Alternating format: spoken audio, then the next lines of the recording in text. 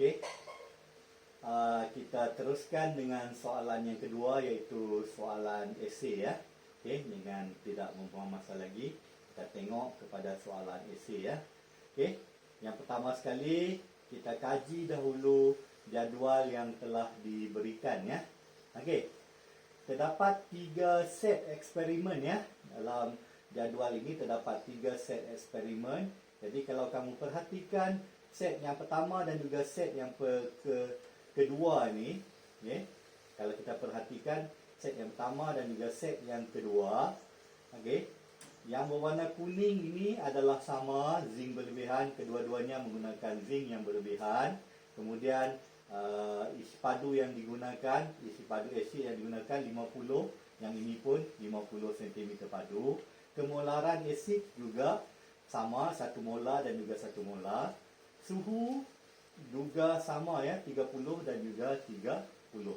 Okey. Kita lihat kepada bowl yang tak sama ni, yang warna kelabu ini ialah menggunakan asid sulfurik, manakala yang di bawah dalam set yang kedua kita menggunakan asid hidroklorik ya. Yang ini kita gunakan asid hidroklorik, yang ini kita gunakan asid sulfurik. Okey.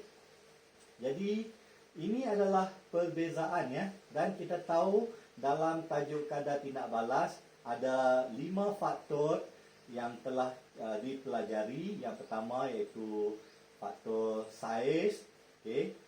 Yang kedua adalah faktor kepekatan, okey. Yang ketiga adalah mangkin, yang keempat adalah suhu, dan yang kelima adalah tekanan ya, tetapi tekanan tidak dijelaskan dengan begitu detail lah. Okey. Jadi kalau kita perhatikan antara 5 tersebut, okey, asid sulfurik dan juga asid hidroklorik ini menunjukkan bahawa ini adalah kepekatan ya. Jangan terkeliru ya di sini. Okey, di sini kepekatan 1 molar, di sini juga kepekatan 1 molar. Kedua-dua asid ni 1 molar. Jadi kepekatan yang saya maksudkan di sini adalah kepekatan ion hidrogen, di mana asid sulfurik seperti yang anda semua tahu, ini adalah asid diprotik. Apabila dia terion, 1 mol asid sulfurik terion, dia akan menghasilkan 2 mol ion hidrogen.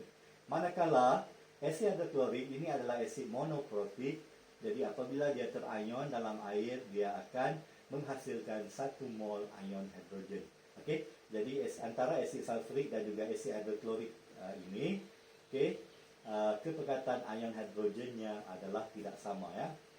Kemolaran yang sama, tapi kepekatan ion hidrogennya tak sama, disebabkan jenis asidnya. Yang ini adalah asid diubase, yang ini adalah monobase ya.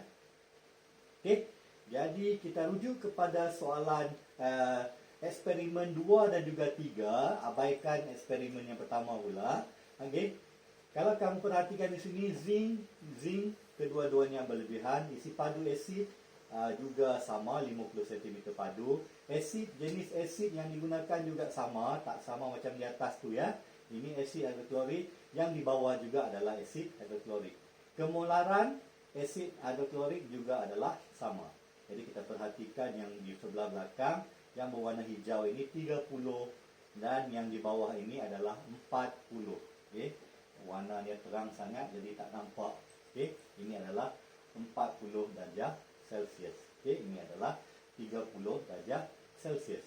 Okey, jadi faktor yang kita akan kaji antara 2 dan 3 ini, confirmlah dia adalah faktor suhu ya.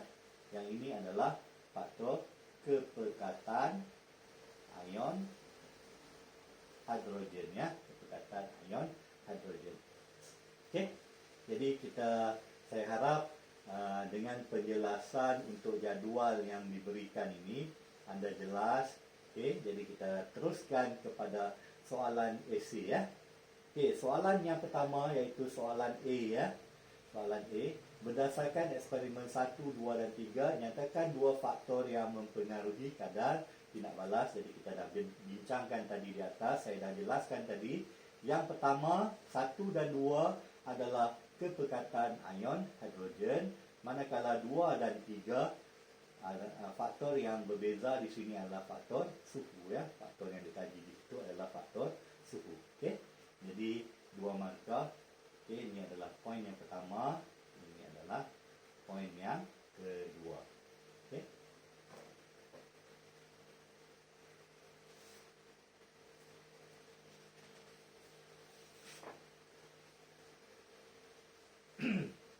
Okey. Seterusnya ya, soalan B ya. Soalan B, sekali lagi soalan ini dia suruh bandingkan, okey, berdasarkan teori perlanggaran. Seperti dalam soalan 1 tadi, soalan bandingkan ini bermaksud kita perlu membuat perbandingan ya. Okey, perbandingan antara apa? Eksperimen 1 dan 2 dan bandingan antara eksperimen 2 dan juga eksperimen 3. Berdasarkan apa? Berdasarkan teori perlanggaran. Okey, saya harap semuanya jelas.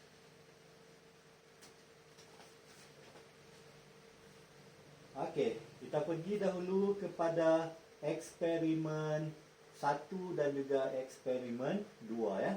Di antara eksperimen 1 dan juga eksperimen 2. Okey, jadi kita tahu tadi faktor yang dikaji di eksperimen 1 dan juga eksperimen 2 ialah faktor kepekatan ion hidrogen ya. Kepekatan ion hidrogen. Okey. Kenapa? Seperti dijelaskan tadi, asid monoprotik dan juga asid diprotik ya. Kepekatan ion hidrogennya tak sama. Di mana asid monoprotik 1 ion hidrogen 1 mol, diprotik menghasilkan 2 mol ion hidrogen, 2 kali ganda ya. Okey, jadi ini adalah poin yang pertama. Okey. Kita tahu bahawa kadar tidak balas dalam eksperimen 1 adalah lebih tinggi berbanding dengan eksperimen 2. Sebab apa tadi? Eksperimen 1 menggunakan asid sulfurik diprotik, yang eksperimen 2 gunakan asid hidroklorik, asid monoprotik. Okey, yang ini boleh jadi juga poin yang terakhir ya. Ada pelajar suka letak di paling atas, ada pelajar letak paling akhir, poin yang terakhir. Okey. Okey. Kenapa tadi? Ini ya. Asid sulfurik adalah asid diprotik, manakala asid hidroklorik adalah asid monoprotik. Okey. Jadi itu adalah poin yang kedua ya. Ini adalah poin yang kedua. Poin yang pertama. Okey. Jadi apa kaitan asid diprotik dan juga asid monoprotik? Okey, penerangan di sini, asid sulfurik diprotik mempunyai 2 kali kepekatannya, 2 kali lebih tinggi, kepekatan ion hidrogennya 2 kali lebih tinggi berbanding dengan asid hidroklorik ya. Kepekatan ion hidrogen bagi asid sulfurik adalah 2 kali lebih tinggi berbanding dengan kepekatan ion hidrogen dalam asid hidroklorik. Okey, ini adalah poin yang ketiga. Okey. Jadi poin yang keempat ini adalah berdasarkan kepada teori pelanggaran ya. Apabila kepekatan ion hidrogen lebih tinggi, maka frekuensi pelanggaran juga adalah lebih tinggi. Dan sekali lagi saya jelaskan, ingatkan, pastikan tulis pelanggaran apa dan juga apa. Okey. Jadi untuk soalan ini, soalan yang kedua ni adalah antara atom zinc dan juga ion hidrogen. Okey, kepekatan ion atom zinc dan juga ion hidrogen. Okey, dan yang di belakang ini jangan lupa sekali lagi bandingkan. Okey, buat perbandingan ya. Eksperimen 1 lebih tinggi berbanding dengan eksperimen 2. Apa yang lebih tinggi? Frekuensi pelanggarannya. Ini adalah poin yang ketiga. Poin yang keempat. Dan poin yang terakhir, apabila frekuensi pelanggaran bertambah tinggi, maka frekuensi pelanggaran berkesan juga adalah lebih tinggi ya. Dalam eksperimen 1 berbanding dengan eksperimen 2. Ini adalah poin yang Dan kita boleh tulis jadikan poin yang pertama ni juga sebagai poin yang terakhir ya. Kadar tindak balas eksperimen 1 lebih tinggi berbanding dengan eksperimen 2. Okey. Jadi yang itu dia akan menjadi poin yang kelima ya. Okey, jadi poin 1, 2, 3, 4. Jadi poin yang 1 ni menjadi poin yang kelima ya. Okey. Jadi tadi kalau kita perhatikan kepada soalan, ada dua perbandingan yang perlu kita buat. Ini adalah perbandingan yang pertama, iaitu eksperimen 1 dan juga eksperimen 2. Okey. Jadi kita lihat kepada soalan balik. Yang ini telah kita bincangkan. Jadi yang seterusnya kita akan bincangkan pula eksperimen 2 dan juga eksperimen 3. Perbandingan antara eksperimen 2 dan juga eksperimen 3. Yang telah kita ketahui tadi faktornya adalah faktor suhu ya. Okey. Jadi saya akan terangkan bagaimana suhu mempengaruhi kadar tindak balas pula.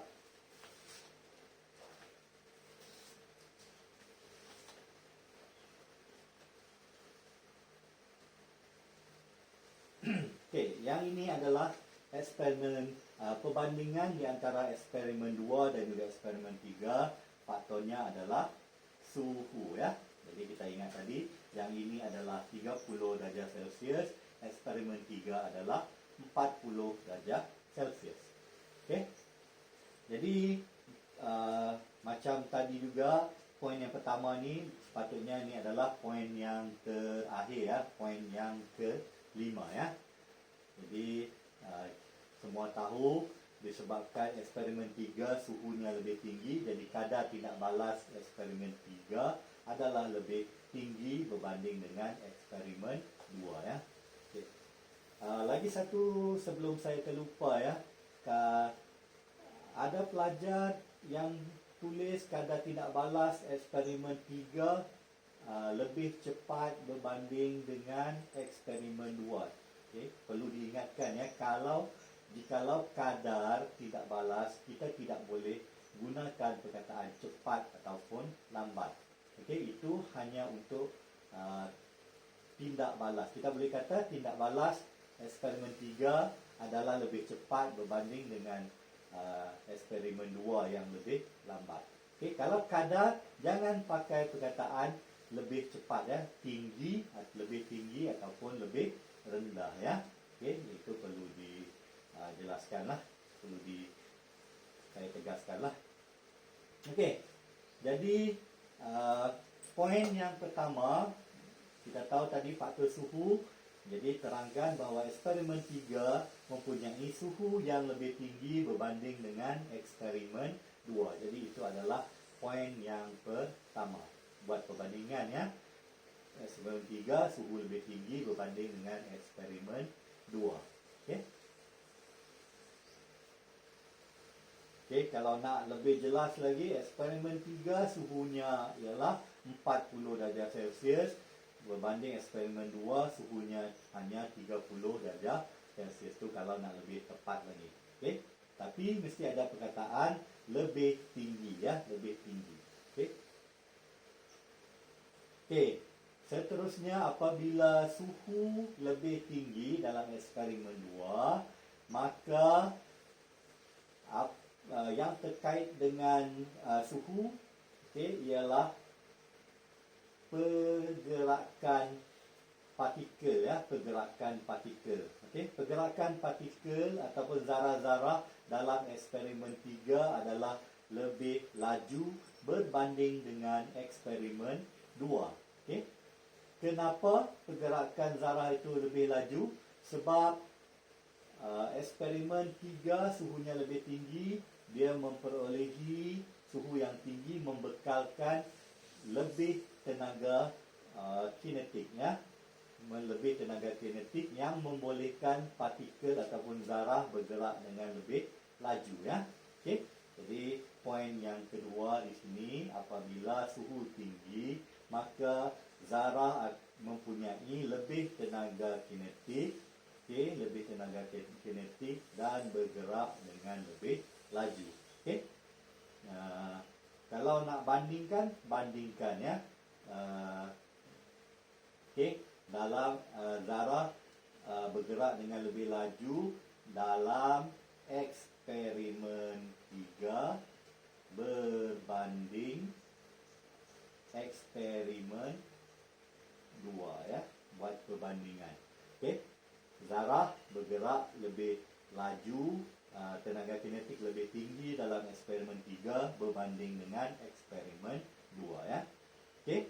Kemudian apa kaitan pergerakan lebih laju tenaga kinetik ini dengan frekuensi pelanggaran ya? Okey. Jadi macam kita tahu bila zarah bergerak dengan lebih laju, jadi chances ya, peluang untuk dia berlanggar adalah lebih kerap ya, lebih kerap berbanding dengan bergerak dengan perlahan ya. Okey. Bergerak dengan lebih perlahan, jadi chances untuk dia berlanggar adalah lebih kurang ya. Jadi poin ketiga dan juga poin yang keempat ni, poin yang kedua dengan poin yang ketiga ni, okey. Apabila zarah bergerak dengan lebih laju, maka frekuensi pelanggaran, jadi sekali lagi perbandingan ya. Sebutkan pelanggaran apa? Atom zinc dengan ion hidrogen adalah lebih tinggi dalam eksperimen 3 berbanding dengan eksperimen 2. Ini adalah perbandingan ya. Ini adalah perbandingan. Okey. Jadi perlu dituliskan ya. Okey. Jelaskan sekali lagi, perlu dituliskan pelanggaran, frekuensi pelanggaran antara apa?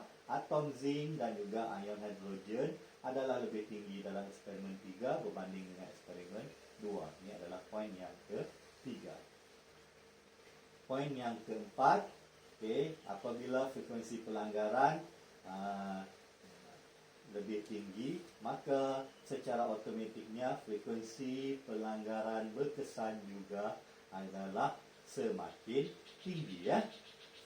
Frekuensi pelanggaran berkesan juga adalah tinggi. Okay, dalam eksperimen 3 berbanding dengan eksperimen 2. Buat perbandingan.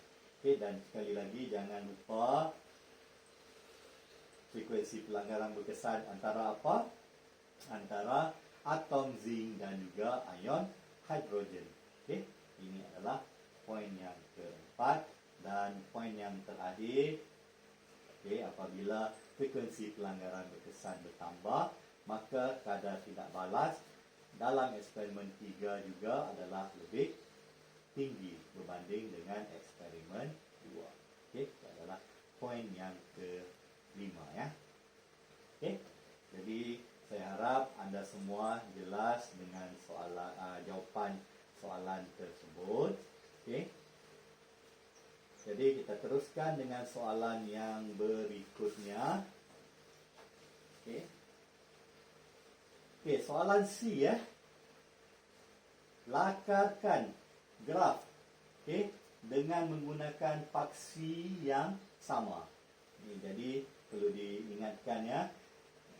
Lakaran bukan kita plot ya. Plot perlu titik semua betul ya. Tapi yang ini tidak perlu buat plot ya. Kita hanya perlu lakarkan ya. Dengan menggunakan paksi yang sama, maksudnya satu paksi saja untuk 3 graf eksperimen 1, 2 dan juga 3. Okey, jadi ini adalah okey. Okey, markah yang pertama datangnya daripada paksi dan juga label yang betul ya. Okey, paksi yang menegak kita ada isi padu gas hidrogen yang terhasil dalam sentimeter padu. Pastikan tulis ya dia punya unit ya. Okey, padu gas hidrogen ada unit. Okey, begitu juga dengan paksi yang mendatar, masa, okey, dan ada juga dia punya unit. Tak ada unit maka kamu akan kehilangan satu markah. Okey. Markah yang kedua datangnya daripada graf yang berlabel dengan 1, 2 dan 3 untuk eksperimen 1, 2 dan juga eksperimen 3. mesti dilukis dengan betul ya. Okey. Okey, jadi kita balik kepada ni ya. Okey, soal eksperimen yang satu, yang pertama, eksperimen satu, kalau kita perhatikan isi padu gas yang terhasil di sini adalah lebih banyak ya berbanding dengan eksperimen 2 dan juga 3. Isi padu gas yang terhasil di sini adalah sama banyak ya. Okey. Kenapa? Okey.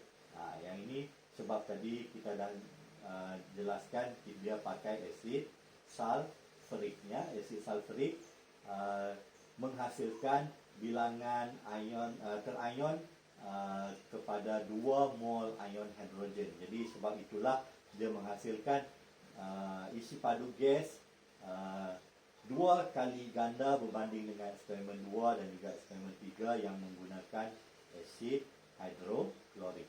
Okey, saya rasa kita tak perlu jelas bincangkan lebih lanjut lah, lebih detail lah benda tu. Saya harap semua faham ya.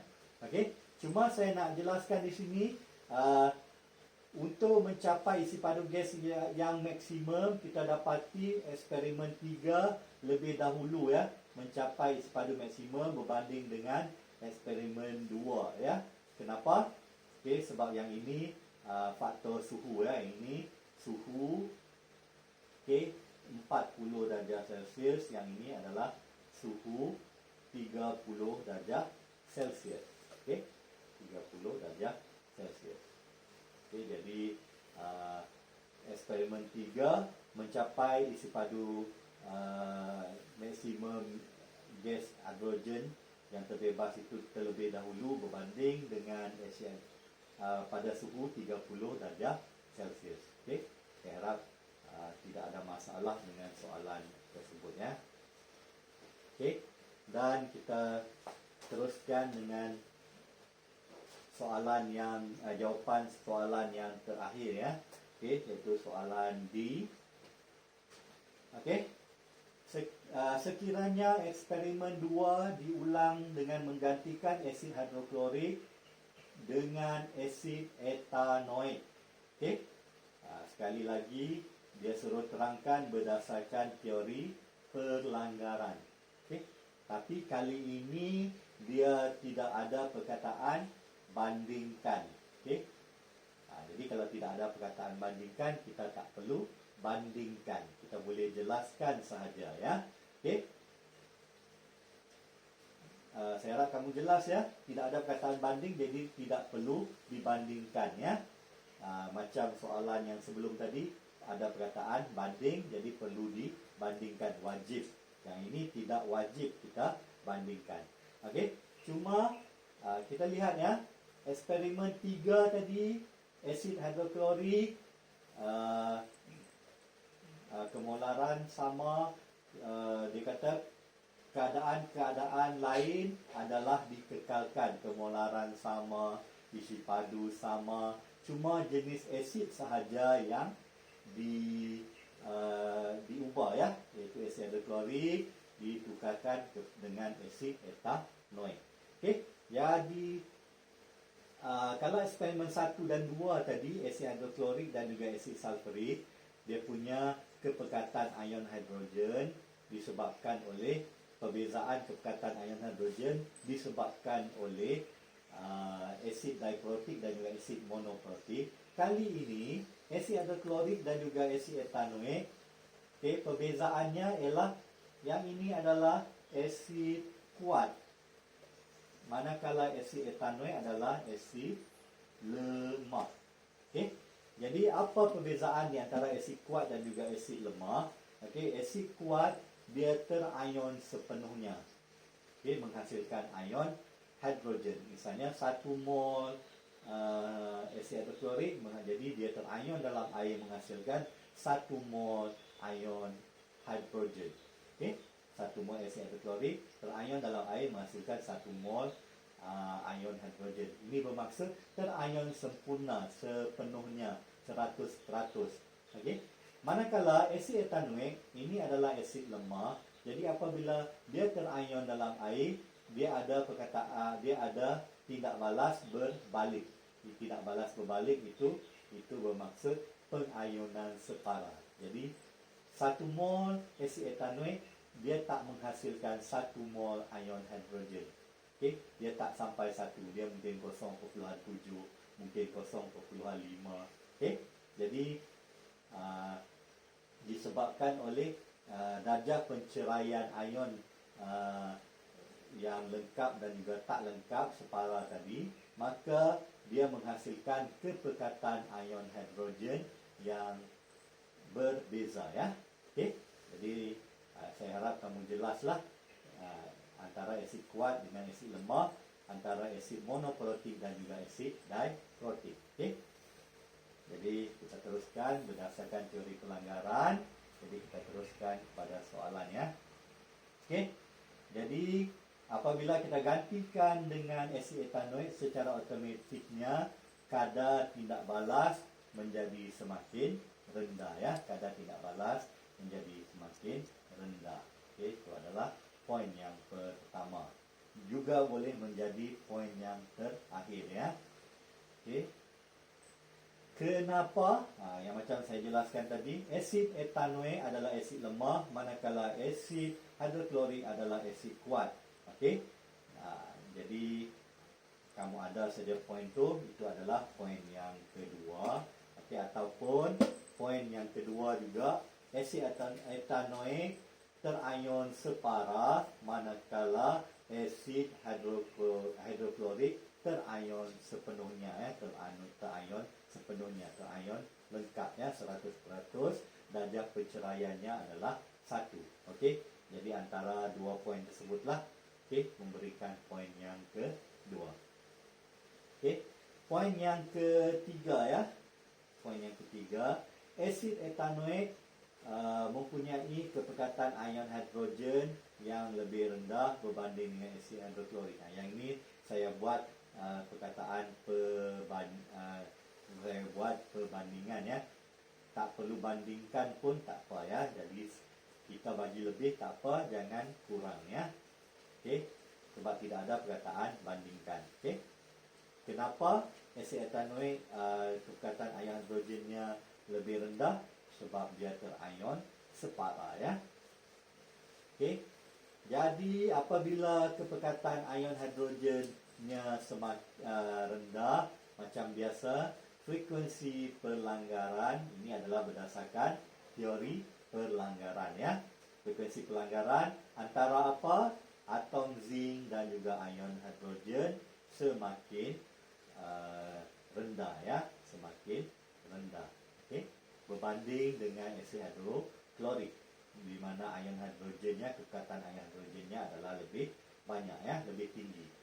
Okey, jadi dan poin yang seterusnya, yang terakhir, maka frekuensi pelanggaran berkesan juga adalah lebih rendah dalam asid etanoik.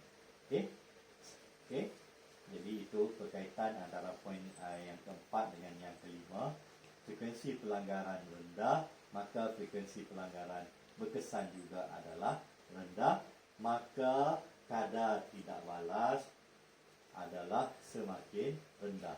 Okey, dalam asid etanoik ya, semakin rendah apabila asid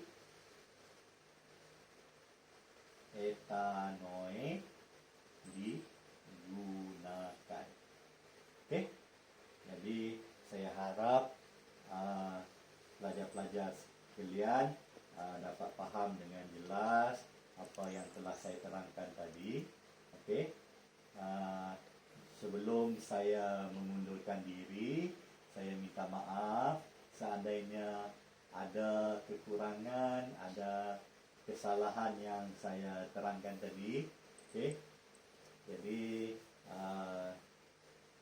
segala kesalahan itu nanti akan dibetulkan semulalah seandainya. Okey, jadi kalau ada sebarang soalan, okey, boleh